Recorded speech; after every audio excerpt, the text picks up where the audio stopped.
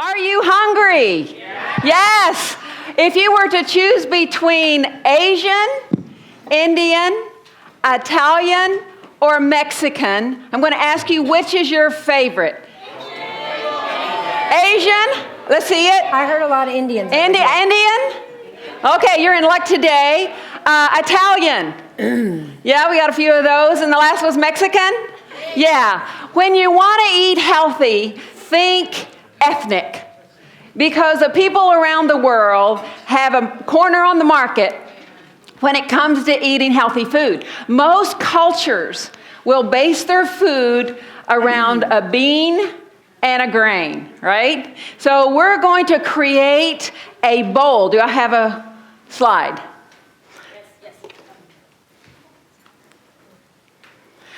Have you had the new wave now is eating in a bowl? Are you doing that at your house? They have restaurants that are called the bowl.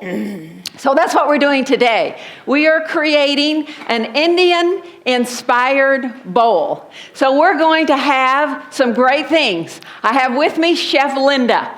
Hi. Chef Linda is your chef here at Andrews University.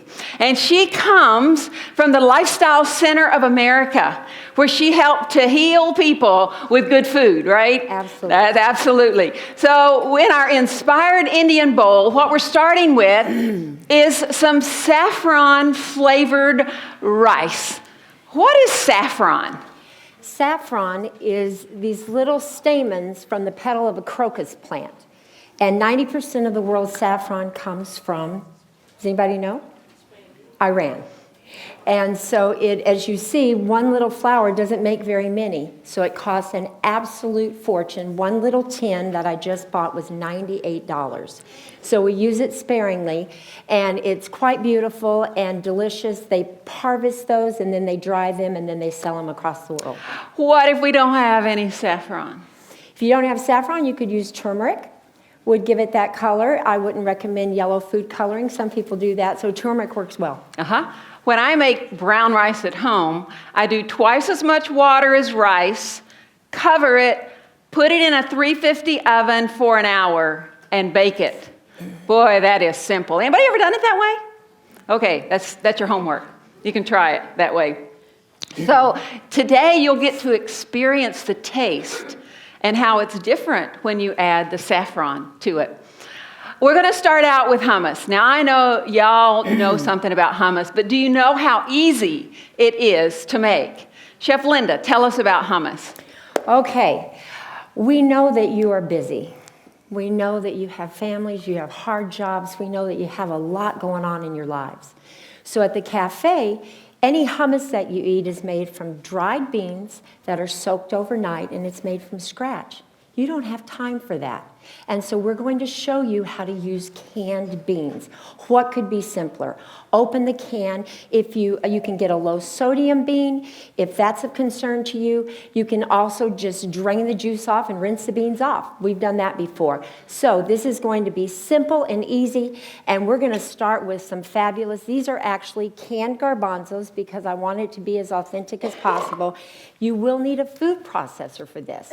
A blender's not going to work well, but a food processor would work perfectly. So right there go the canned beans. We're going to put a little bit of cold-pressed extra virgin olive oil in there. We have fresh garlic. Fresh garlic. You have to have fresh garlic. We have a little bit of salt. A little bit of salt. We have, today we're doing a cumin-flavored hummus, and so we have cumin. We have some paprika. And we like a little bit of spice to our food, so we're going to put a very small amount of cayenne pepper. And then we have tahini. Now, the tahini is optional. Tahini is simply a sesame paste. But we like the tahini in ours, so we will How many add of you that. know tahini? Yeah. So it's like peanut butter, except it's made with sesame seeds. Yeah. High in calcium, very nutritious, yes. Very nutritious. And then we're going to add some fresh squeezed lemon juice. Lemon juice. All of that goes right in. Now, I've never used this food processor before, so we'll see how But she's a pro. As I told you, she worked at the Lifestyle Center of America, and she's one of the authors of 30-Day Diabetes Miracle Cookbook. You'll want to check this out. So the longer you whiz this, the creamier and fluffy it will be. Hummus shouldn't be chunky. And so I would recommend that you put it all in there, just let it go and walk away. Do something else when you come back. Okay, that's good. We'll just get out there, aren't we? How simple was that? How long did that take? Not very long, did it? And so in the cafeteria, you have different kinds of hummus. You have made from garbanzos. You make it from what other kind of beans? I tell you what, we use anything that's a bean. We'll get this. There we go. Anything that's a bean we use. Black beans, white beans, Great Northerns, cannellini, lentils, kidney beans. If it's a bean, we'll use it for a hummus. And then you take that, sometimes you might want to do half chickpeas or garbanzo beans and a different bean. And then you just have a blank palette. If you do white beans, they go really nicely with rosemary and kale. If you do sun-dried tomatoes, that's delicious with Italian seasoning. If you do black beans, cumin works very well in that. And then you can go crazy. Pumpkin, butternut squash, kale, Swiss chard, pesto. The sky is the limit with So what you would do is still do the lemon, the tahini, and what was the other magic ingredient? Garlic. And lemon That's juice. Lemon juice. And lemon juice. So just keep those in mind, and you can work with the ingredients. I like a little more lemon juice in mine, and I love a lot of tahini. So I usually add a little bit more than the recipe calls for. Okay, the next recipe that we have up is curry, and where the recipe's handed out. Yeah, do you have those? Okay, if you want to follow along. So I have already begun to saute the onion. Whoa. So in Indian cooking, I had a chance to do a little diabetes tour in India. And India, diabetes is overwhelmed with diabetes. India is overwhelmed with the incidence of diabetes. And so one of the things that we learned there is to switch the white rice to brown rice, and to eat more of the curry instead of just being a little bit on the sides, to heat more on. So when you're doing Indian cooking, when you saute the onion, add the spices when you're sauteing the onion. So we have cumin and coriander and gram masala. Gram masala is made from? Oh, coriander and cumin. It's just a mixture of all those wonderful different Has a little bit of cinnamon in it. Cinnamon in it. Yeah, and then when I get home and I don't know what to cook, the first thing I do is start sauteing an onion. Do you know that trick? Yeah, and then, you start thinking, and you open the refrigerator and, look in the cupboard, and it really is inspiring. Can you smell the onion yet?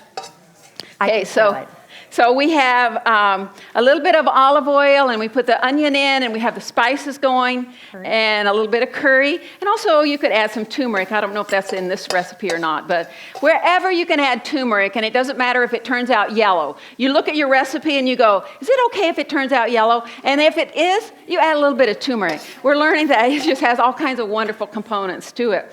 Okay, so after sauteing your onion with the spices, a little salt in there as well.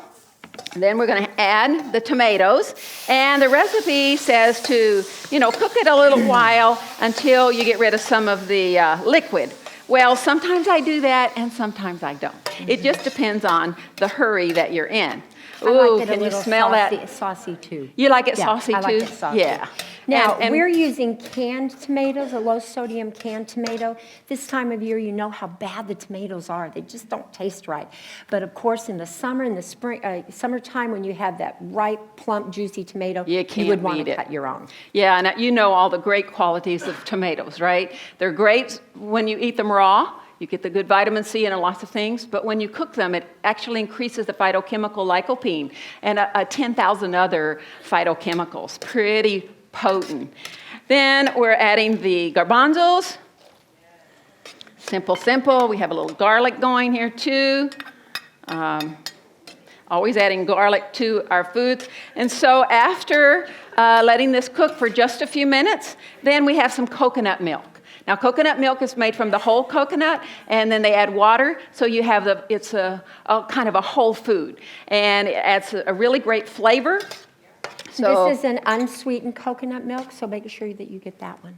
Yes, you don't want the sweetness in this recipe. So you're going to cook that just a few minutes, let it boil to get all those flavors going. And then the end thing that you will do is to squeeze a little bit of lime. Now, when I'm cooking beans, I find that adding lemon or lime, a little bit of acidic, really adds a touch to any kind of bean soup, lentil soup, whatever. It just is a great addition.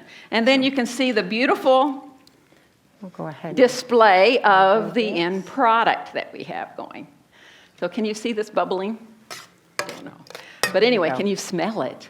Oh, yeah. Beautiful. All right. So our next recipe is spinach. How many spinach lovers do we have? Yeah. All right.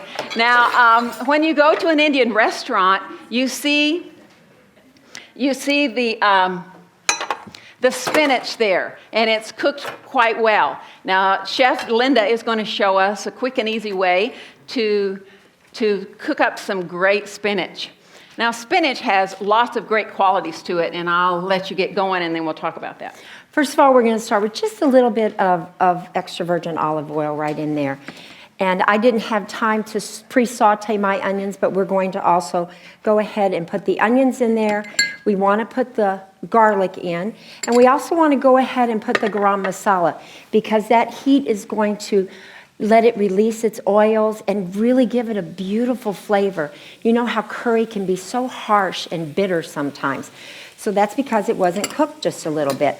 So we're going to go ahead and do that. And like I said, we do like a little spice in our food. So I chopped up a little bit of jalapeno to go in there. So we're just going you might to find that when you're reading recipes, you might want to add just a little bit more of the cumin or coriander. For me, I think it just brings out a little bit more flavor. A little salt going. A little bit of salt. So we have spinach. Now, when you eat raw spinach, you get all kinds of great things. You know, folate kind of comes from the word foliage, means all that good green stuff. And so many amazing nutrients. And in the raw spinach, your calcium is bound up with oxalic acid. But when you cook it, it makes it more available. So this is a really good bone health food as well. So you've got the vitamin K, vitamin A, or the carotenoids that turn into vitamin A, and vitamin K, did I say K? And magnesium, and some of these trace minerals that you're going to find in spinach. So anything that you eat that's green. The message for prevention and intervention for disease is eat lots of beans and greens. Now, I grew up in the South, and we love pinto beans and mustard greens and cornbread. And so that's one of my favorite meals. So think beans, greens, and add some whole grains in there, and it's very healing. All right, we're going to go in again with the canned tomatoes and leave a little sauce in there because we do like that just a little bit saucy. And then you just take your spinach. This is actually organic spinach. And we are going to take and you just drop it in there. We're not actually going to cook this down too much because we want it nice and green and vibrant looking. And so we're mostly just wilting it is what we're doing. Some recipes say to cook it for an hour. But, you know, we're into just lightly sauteing. You get all those flavors going. So you'll see very quickly how that goes. Now, the other way to get some good greens in, have you seen the packaged kale? It's already washed and cut up for you. You have a pan about this size, have a sauteed onion, just dump that, probably the whole bag, because you know how it shrinks down. And it's such an easy way to get some good greens in. I like to flavor it with liquid aminos and nutritional yeast. But, you know, any kind of flavoring, something a little salty, squeeze some lemon on top, and it's very, very delicious. Can you see the picture? Yeah. Oh, that it is just holding that nice green flavor. So again, color. How long did that take? Not very long. So you see how that easy could actually this be a meal. Put a little sesame seeds or something on top, and you've got a beautiful meal going there. So that's our spinach. And for our drink, are you into infused water? Yes. There's all different combinations of doing. You have some. What do you have in your? I have mint leaves and lemon. Mint leaves and lemon. That is great. What is another popular one that you love? What do you do in your infused water? Strawberries? Blueberries. Okay, so there's lots of fruits and some veggies. And today, what are we putting in our infused water? Today we have cucumber mint. It seemed to go along with the Indian-inspired theme. But we do, if you've eaten at the cafe, we do all kinds of infused waters. And it's becoming more and more popular and a great way to get away from fruit juices and certainly from sodas and things like that, the sugary drinks. So we don't put any sugar in ours. You just have this tiny little flavor of whatever you've infused it with.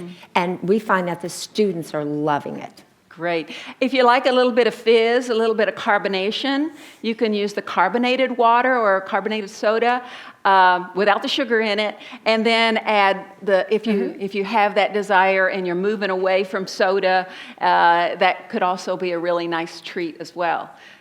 So there's many different ways to do this infused water, and that's what I serve at my house for all my meal. I mean, that's the drink. And the cost is pretty nice too, isn't it? It is. It is. But it's very delicious. And just trying lots of different combinations. I think you'll find there are many of them. And what we like to do is we like to use a blender, and we will actually process some of that fruit so that you get that juice out of it. Then we go ahead and put some of the whole pieces in so it has a nice aesthetic look. And then drink it. Fantastic. So you'll have a chance to try some. So we are your presenters. Melissa is not with us, but she helped with the catering. And so thank you, Chef Linda. I am with Lifestyle Matters with Michigan Conference, and we provide materials for you to use in education in churches, communities, and corporations. And we have a great magazine for you out there if you want to pick it up. It's called Balance. Are we into balance when we're living fully alive? Absolutely. So I want you to stand up, and I want you to raise your arms, and I want you to say, I will do my very best. I will do my very best To be fully alive. to be fully alive, Eat lots of beans and greens. eat lots of beans and greens, And enjoy the great food God made. enjoy the great food God made. Amen. Thank you. Amen. Thank you.